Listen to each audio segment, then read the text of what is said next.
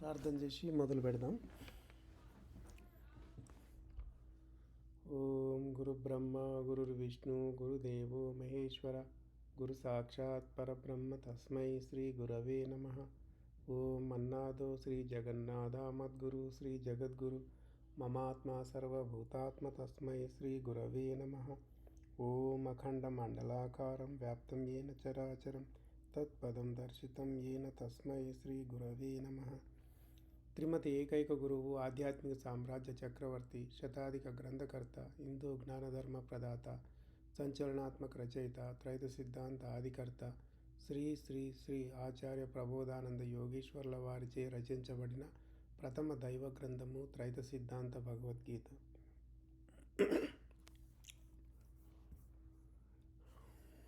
ఈరోజు మనం త్రైత సిద్ధాంత భగవద్గీతలో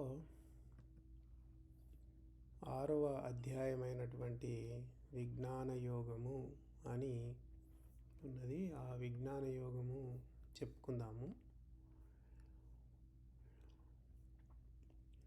జ్ఞానము విజ్ఞానము మనము అంతకుముందు జ్ఞానయోగము గురించి చెప్పుకున్నాము. ఇప్పుడు విజ్ఞాన యోగము. దీనికి ముందు ఆత్మ సంయమ యోగము.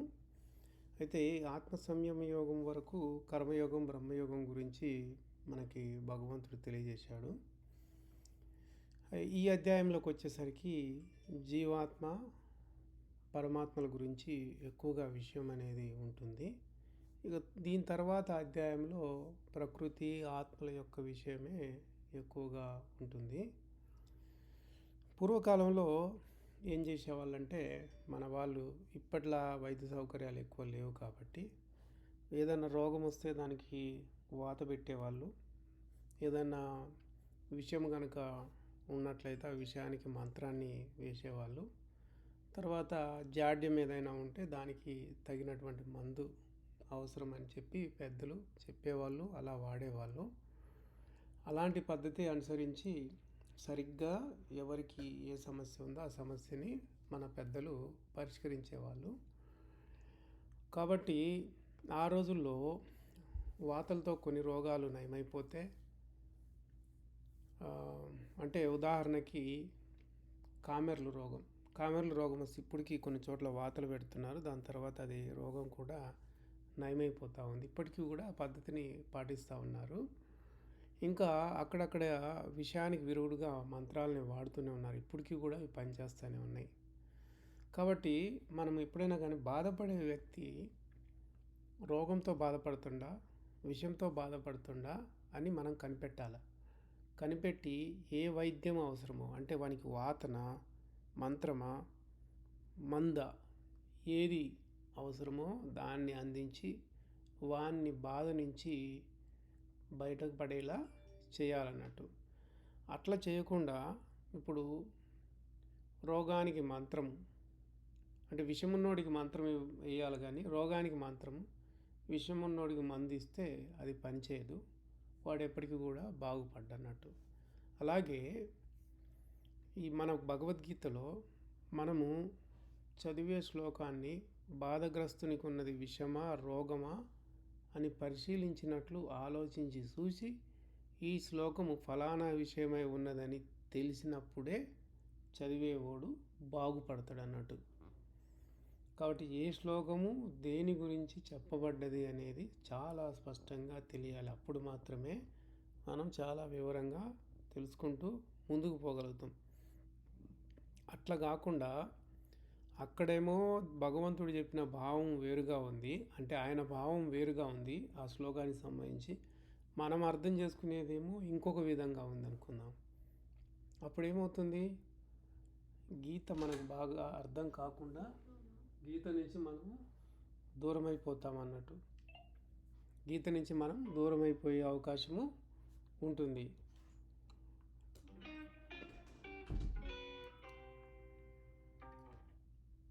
గీత నుంచి మనము దూరం అయిపోతాం అన్నట్టు. ఇప్పుడు మనము ఇది మనకి ఈ విజ్ఞాన యోగము అనే అధ్యాయంలో పరిచయంగా మనకి స్వామివారు అందించారు. ఇప్పుడు విజ్ఞాన యోగంలో మొదటి శ్లోకము చూద్దాము. ఈ మొదటి శ్లోకము భగవంతుడే మొదలుపెట్టి చెప్తా ఉన్నాడు. మయ్యాసక్తమనాః పార్థ యోగం యుంజన్మదాశ్రయః అసంశయం సమగ్రం మాం యథా జ్ఞాస్యసి తశృణు. ఏమంటుండో చూద్దాం మనము.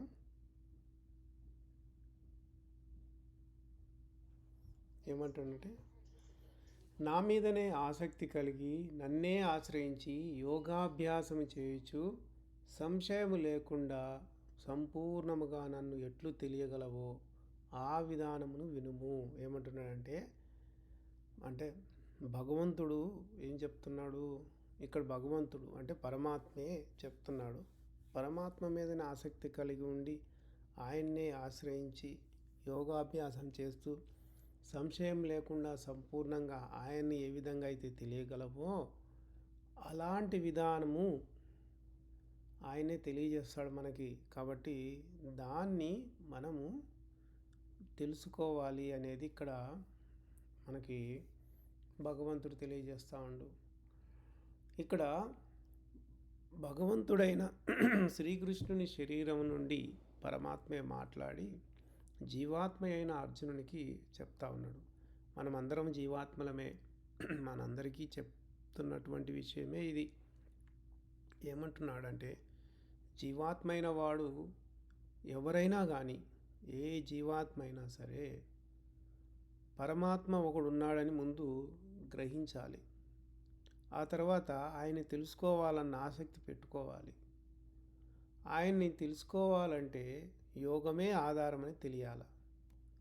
ఆ విధానం ప్రకారంగానే యోగాన్ని ఆచరించి ఎటువంటి సంశయాలు లేకుండా, ఎలాంటి అనుమానాలు లేకుండా పూర్తిగా పరమాత్మను తెలుసుకోవాలి. అయితే ఆ తెలియజేసేదంతా కూడా ఎవరు? మనకి గురువే తెలియజేస్తాడు. కాబట్టి ఇక్కడ ఆ గురువు ఏమంటున్నాడంటే, ఆ విషయమంతా తెలియజేస్తాను విను అని అంటున్నాడు. కాబట్టి మనం చాలా శ్రద్ధ ఎక్కువగా పెట్టుకొని మనము వినాలి, తెలుసుకోవాలి. అయితే మనము 3 ఆత్మల గురించి చెప్పుకుంటున్నాము. జీవాత్మ, ఆత్మ, పరమాత్మ అని. ఈశ్వరలింగం మీద కూడా 3 నామాలను మనము చూస్తూ ఉన్నాము. 3 తెల్లని విభూతి రేఖలు, మధ్యలో ఎర్రని బొట్టు పెట్టుంటుంది మధ్య రేఖకి. 3 తెల్లని రేఖల్ని జీవాత్మ, ఆత్మ, పరమాత్మగా మనం చెప్పుకున్నాము. ఆత్మను అధ్యయనం చేయకుండా ఆధ్యాత్మికత కానే కాదు. ఆత్మను అధ్యయనం చేయడం అంటే తెలుసుకోవడము. అది మధ్యలో ఉన్నటువంటి ఆత్మను, మధ్యాత్మను అధ్యయనం చేసి పూర్తిగా తెలుసుకున్న తర్వాతనే పరమాత్మను చేరుకోవచ్చు. అందుకే ఇక్కడ ఈ ఆత్మ అనేది జీవాత్మకు, పరమాత్మకు మధ్య ఒక వంతెన లాంటిది అన్నట్టు. అంటే పరమాత్మ వైపు పోవాలంటే జీవాత్మ ఆత్మ మీదుగానే వెళ్ళాల్సి ఉంటుంది. అంటే ఆత్మే ఒక వంతెనలాగా ఉంటుంది, వీటి మధ్య వారధి అన్నట్టు అది. కాబట్టి ఆత్మను తప్పకుండా తెలుసుకోవాల్సిందే. ఆత్మను తెలియకుండా పరమాత్మని ఎవరు చేరలేరు. ఇప్పుడు 3 మెట్లు ఉంటాయి. 2వ మెట్టు దాటకుండా 3వ మెట్టుకి ఎక్కడ కూడా చేరలేడు. 2వ మెట్టు దాటితేనే 3వ మెట్టుకు వెళ్ళేది. ఆ 2వ మెట్టు అనేదే ఆత్మ. ఆ ఆత్మను పూర్తిగా అధ్యయనం చేస్తే అప్పుడు పరమాత్మను చేరే అవకాశం అనేది ఉంటుంది. అది భగవంతుడు తెలియజేసినటువంటి మొదటి శ్లోకంలో ఉన్నటువంటి వివరము. తర్వాత 2వ శ్లోకం చూద్దాము. జ్ఞానం తే అహం సవిజ్ఞానమిదం వక్ష్యామ్యశేషతః యజ్ఞాత్వా నేహ భూయో అన్యత్ జ్ఞాతవ్యమవశిష్యతే. ఇక్కడ ఏమంటున్నాడంటే, నీకు ఏదైతే జ్ఞానము తెలియజేస్తున్నానో అది విజ్ఞానపూర్వకంగా తెలియజేస్తాను అంటున్నాడు. అంటే జ్ఞానం తెలుసుకోవడమే కాదు, అది అనుభవానికి వచ్చేటట్లుగా చేస్తానంటున్నాడు. ఇక్కడ విజ్ఞానం అంటే అనుభవము. దాన్ని తెలిసిన తర్వాత ఇంకోటి తెలియవలసినది ఉండదు. ఒక్కసారి అది తెలిస్తే ఇంకా వేరే ఏది కూడా తెలుసుకునే అవసరం అనేది ఉండదు. అయితే మనం ఇప్పుడు ఈ ప్రపంచంలో నివసిస్తూ ఉన్నాము, అందరం కూడా జీవిస్తున్నాం ప్రపంచంలో. మనము ప్రపంచంలో చేసే ప్రతి పని, మనము అనుభవించే ప్రతి ఒక్కటి, మనం పొందుతున్న ప్రతి ఒక్కటి కూడా కర్మతో ముడిపడి ఉన్నదే. మనం సంపాదించుకున్న కర్మ నుంచే ప్రతి ఒక్కటి మనము పొందుతూ ఉన్నాము. కర్మ అనేదే లేకపోతే అసలు ఈ దేహం అనేటువంటి ఇది జీవునికి ఉండదు. జీవుడు మోక్షం పొందుతాడు. ఏ సుఖదుఖాలు లేనటువంటి మోక్ష స్థితిని పొందగలుగుతాడు, దేవునిగా మారిపోతాడు. అది ఆ కర్మ లేకుండా పోవాలి అని అంటే తప్పకుండా యోగం అనేది తెలుసుకోవాలి, యోగమును ఆచరించాలి. కాబట్టి మన జన్మలకి కారణమవుతున్నది మనం సంపాదించుకున్న కర్మే. ఆ కర్మను పూర్తిగా తొలగించుకోవాలి అని అంటే తప్పకుండా కర్మను కాల్చివేయు విధానం అనేది మనకు తెలియాలి. అదే యోగ విషయము.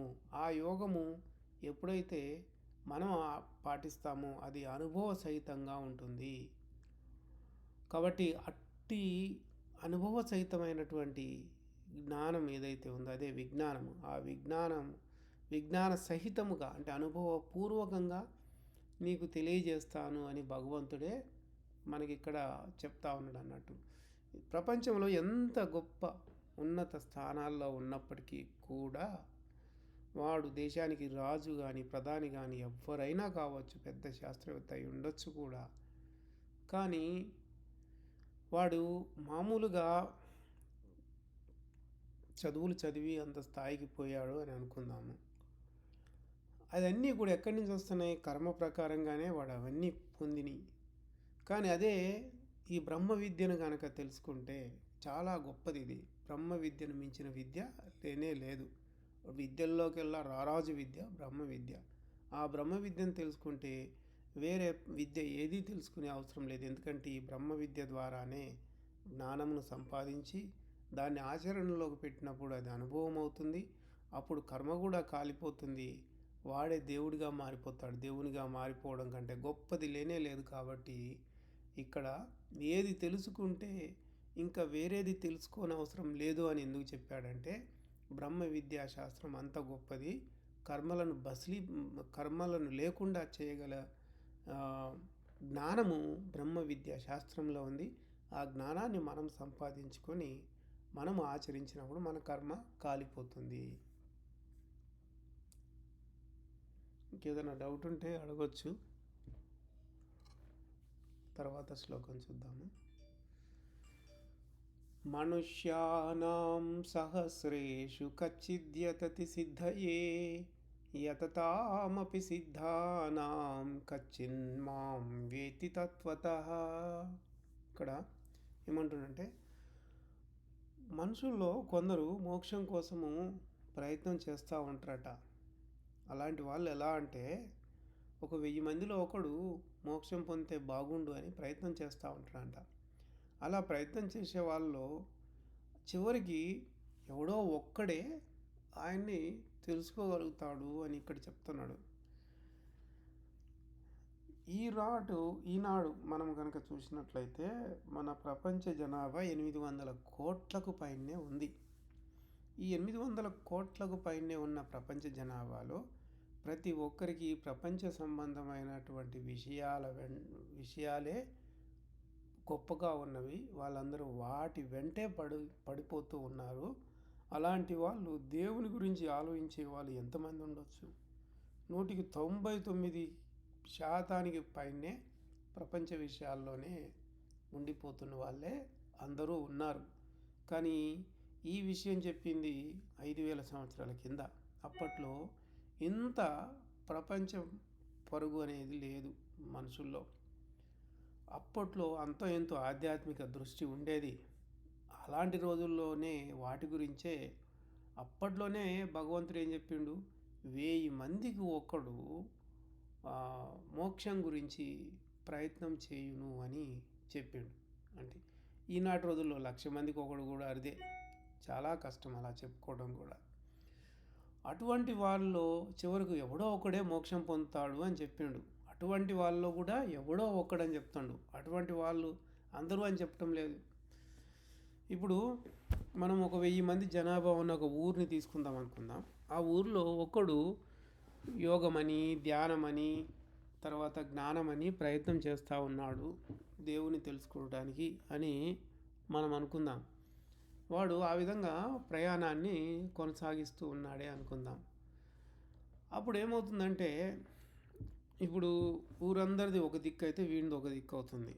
ఎక్కడైనా కానీ, ఏ ఊర్లో అయినా కానీ స్వచ్ఛమైన దైవజ్ఞానం తెలుసుకునేవాడికి వ్యతిరేకులు వాని ఇళ్లలోనే ముందు తయారవుతారు. తర్వాత వాని ఊరిలో వాళ్ళందరూ వానికి వ్యతిరేకులుగా తయారై వాడిని ముందుకు పోనీయకుండా వెనక్కే లాగుదామని చూస్తూ ఉంటారు.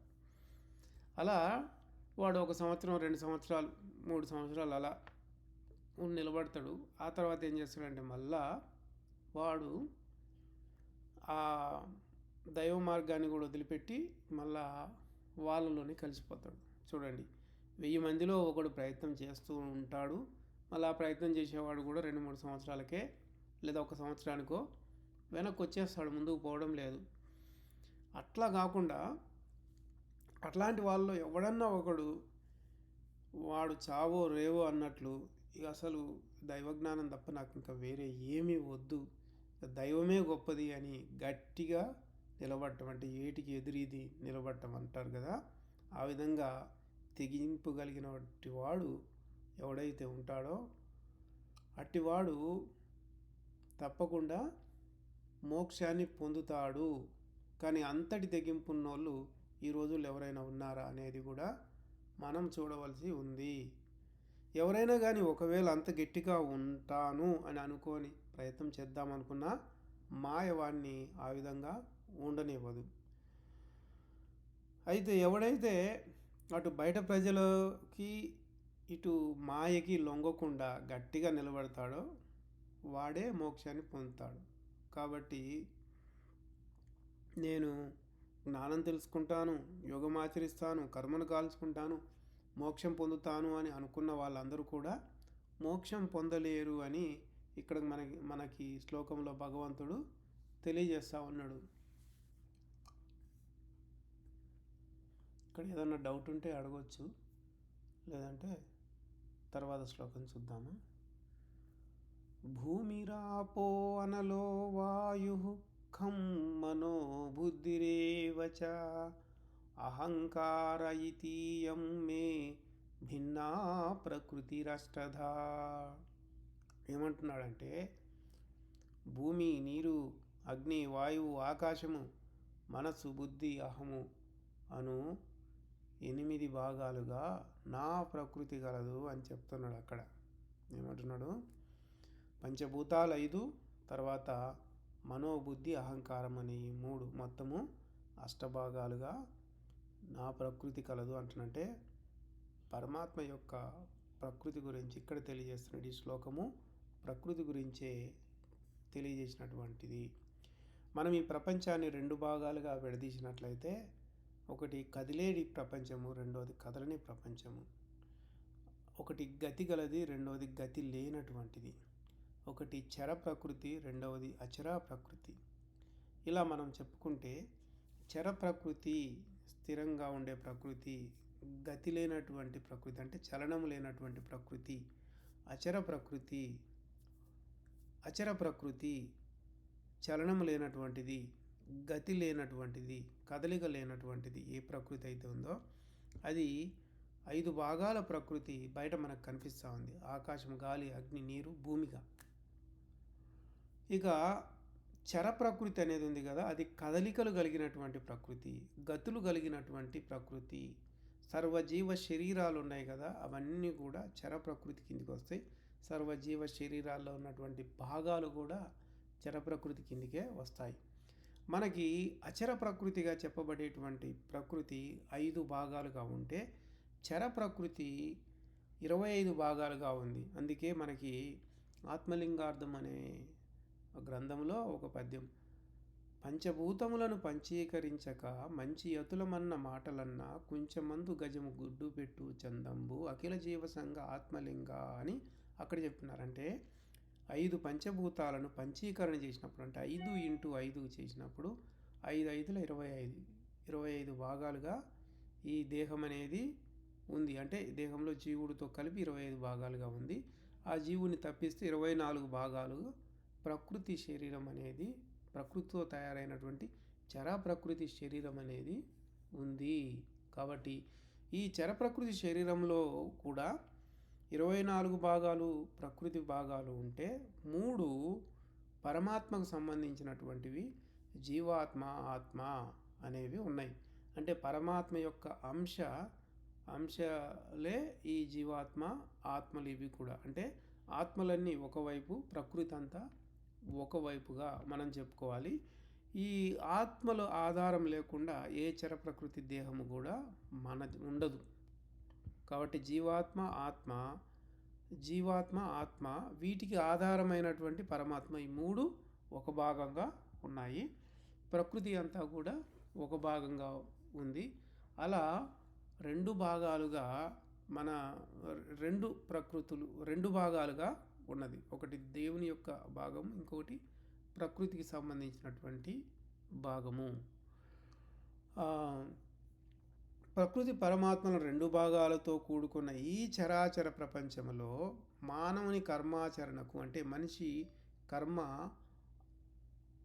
ఆచరణకు అంటే కర్మ ఆచరణకు రావడానికి ప్రకృతిలో ఉన్న ముఖ్యమైన భాగాలు ఏంటివి అంటే మనసు, బుద్ధి, అహంకారము.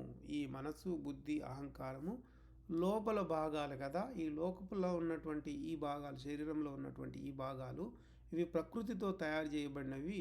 ఇవి మన కర్మను ఆచరణలోకి తీసుకురావడంలో ప్రధానమైనటువంటి పాత్ర వహిస్తూ ఉన్నాయి. అంటే జీవుడు కర్మను అనుభవించడానికి ఈ మనసు, బుద్ధి, అహంకారం ఈ 3 అనేవి ప్రధాన పాత్ర పోషిస్తూ ఉన్నాయి.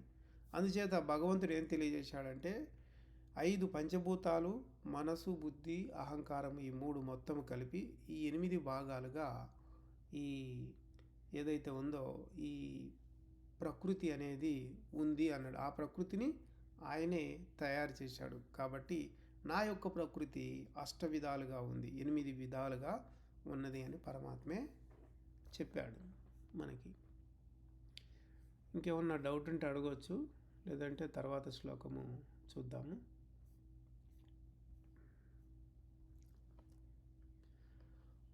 అపరేయమితస్త్వన్యాం ప్రకృతిం విద్ధి మే పరాం జీవభూతాం మహాబాహో యయేదం ధార్యతే జగత్. ఇంకేమంటున్నాడంటే దేని చేత ఈ ప్రపంచమంతయు ధరించబడుచున్నదో అనగా ప్రపంచానికి ఏది ఆధారంగా ఉన్నదో అదే జీవరూపమై ప్రకృతి కంటే అన్యమై ఉన్నది. దానిని తెలుసుకునుము. దానికంటే ప్రకృతి చాలా తక్కువై ఉన్నది అని చెప్తున్నాడు. చాలా ముఖ్యమైనటువంటి శ్లోకము, మనం బాగా అర్థం చేసుకోవాలి. ఇప్పుడు ఈ ప్రపంచం అనేది దేని చేత ధరించబడుతుంది అంటే దేని ఆధారంగా ఈ ప్రపంచం అనేది ఉంది, ఈ ప్రకృతి అనేది ఉంది. అది జీవరూపమైనటువంటిది. ఈ కనిపించే ప్రకృతి కంటే కూడా వేరుగా ఉంది. ఈ ప్రకృతి చాలా తక్కువది అని చెప్తున్నాడు. అన్యాం ప్రకృతిం అని ఇక్కడ అన్నప్పుడు కొందరు ఏమన్నారంటే ఈ ప్రకృతే కాకుండా వేరే ప్రకృతి కూడా ఉంది అని చెప్పినారు. అలా కాదు. మనం ముందు శ్లోకంలోనే 2 భాగాలుగా మనం చెప్పుకున్నాం. ఒకటి ఏంటంటే ప్రకృతి, రెండవది పరమాత్మ. ఒకటి ప్రపంచము, రెండవది దేవుడు అని చెప్పుకున్నాం. కాబట్టి ఈ శ్లోకంలో అన్యాం ప్రకృతి అని అన్నప్పుడు వేరే ప్రకృతి కాదు. ఇక్కడ ఈ ప్రకృతి చాలా తక్కువైనదని ముందే చెప్తున్నాడు. జీవరూపమై శ్రేష్టమై జగత్తంతయు ధరింపబడు ప్రకృతి వేరొకటి ఉంది. దాన్ని తెలుసుకోమని ఇక్కడ దాన్ని తెలుసుకోమని వాళ్ళు అన్నారు కదా. అది సరైంది కాదు. అంటే మనం ప్రకృతి పురుషులని 2 వేరువేరుగా ఉన్నాయని చెప్పుకున్నాం కదా. కాబట్టి జీవాత్మ పరమాత్మ సంబంధమైన పురుషుడు, జీవాత్మ అనేవాడు పరమాత్మ సంబంధమైనటువంటి పురుషుడు, జీవరూపమైనది, శ్రేష్టమైనది, జగత్తంతా వ్యాపించినది, ప్రకృతి కంటే వేరుగా ఉన్న పురుషుడైన పరమాత్మను మరో ప్రకృతిగా చెప్పుకోవడము తప్పు అవుతుంది. అది సరైనది కాదు. ఇక్కడ ఏంటంటే ప్రకృతి కంటే భిన్నంగా ఉండి సర్వ శరీరాల్లో జీవరూపమై సర్వ శరీరాలకు చైతన్యంనిచ్చు ఆత్మస్వరూపమై అణువున వ్యాపించినది, ప్రకృతి కంటే శ్రేష్టమైనది ఇంకొకటి ఉంది, దాన్ని తెలుసుకో, దానికంటే ఈ ప్రకృతి చిన్నది అని ఇక్కడ చెప్తున్నాడు. ఎందుకంటే ముందు శ్లోకంలో మనము జీవాత్మ ఆత్మలనేవి పరమాత్మ యొక్క అంశాలే అని చెప్పుకున్నాము. పరమాత్మ మనము ఏం తెలుసుకున్నాం? పరమాత్మ అణువున అంతటా వ్యాపించి ఉన్నాడు. ఆయన యొక్క అంశ అయినటువంటి ఆత్మే సర్వ శరీరాల్లో ఉండి చైతన్య శక్తిని ఇస్తూ సర్వ శరీరాలని కదిలిస్తూ ఉంది. అంతేకాకుండా జీవాత్మ పరమాత్మల్ని మనం వేరుగా చెప్పుకున్నాం, ప్రకృతిని వేరుగా చెప్పుకున్నాము. ఈ జీవాత్మ ఆత్మ పరమాత్మలు అనేవి జీవరూపమై అంతటా వ్యాపించి ఉన్నట్లుగా ఇక్కడ మనకి తెలియజేస్తూ ఉన్నాడు. అందుకే ఇక్కడ జీవరూపమై సర్వ శరీరాలకు చైతన్యనిచ్చే ఆత్మస్వరూపమై అంటే అన్ని శరీరాల్లో జీవరూపమై ఉన్నది, జీవించేటువంటి ఆత్మ జీవరూపంగా ఉంది. సర్వ శరీరాలకి చైతన్యాన్ని ఇచ్చే ఆత్మ అనేది ఉంది. తర్వాత అణువున వ్యాపించి ఉన్నటువంటి శక్తి పరమాత్మ అనేది చర ప్రకృతిలోను అచర ప్రకృతిలోను అంతటా వ్యాపించి ఉన్నది. ఈ మూడింటిని ఒక భాగంగా మనము లెక్కగట్టి చెప్పుకుంటా ఉన్నాం. కాబట్టి ఇది ప్రకృతి కంటే వేరైనది, ప్రకృతి ఏమో తక్కువైంది అని చెప్పిండు. కాబట్టి ఈ ప్రకృతి కంటే శ్రేష్టమైన మరో ప్రకృతి ఉందని చెప్పుకోవడము తప్పు. దేవుడు ఏం చెప్పిండంటే ఇది తక్కువ స్థాయి కలిగింది, ఇది నీచమైనటువంటిది ప్రకృతి, దీనికంటే శ్రేష్టమైనటువంటి పురుషుడు ఒకడున్నాడు అని ఇక్కడ మనకి చెప్పింది. ఆ పురుషుడినే తెలుసుకోమన్నాడు. మనం ముందే చెప్పుకున్నాం కదా, ఏదైతే తెలియజేస్తానంటే జ్ఞానమును విజ్ఞాన సహితంగా తెలియజేస్తాను, అది ఎప్పుడైతే తెలుసుకోగలుగుతావో సంపూర్ణంగా అప్పుడు పరమాత్మను చేరుకోగలుగుతావు అని భగవంతుడే చెప్పిండు కదా, స్వయంగా ఆయనే చెప్పిండు కదా. కాబట్టి మనం తెలుసుకోవాల్సింది పురుషుడైనటువంటి పరమాత్మ. అందుకే ప్రకృతి కంటే వేరైనటువంటి శ్రేష్టమైనటువంటి పురుషుడు ఒకడు ఉన్నాడు, ఆయన్నే మనం తెలుసుకోవాలి. కాబట్టి అట్టి పురుషుణ్ణి మనం తెలుసుకోవాలి అని అంటే మనము వచ్చే వారము చెప్పుకుందాము 6వ శ్లోకం నుంచి. ఈరోజు ఇక్కడ ఆపేద్దాము. ఇంకేమన్నా ప్రశ్నలు ఉంటే అడగచ్చు.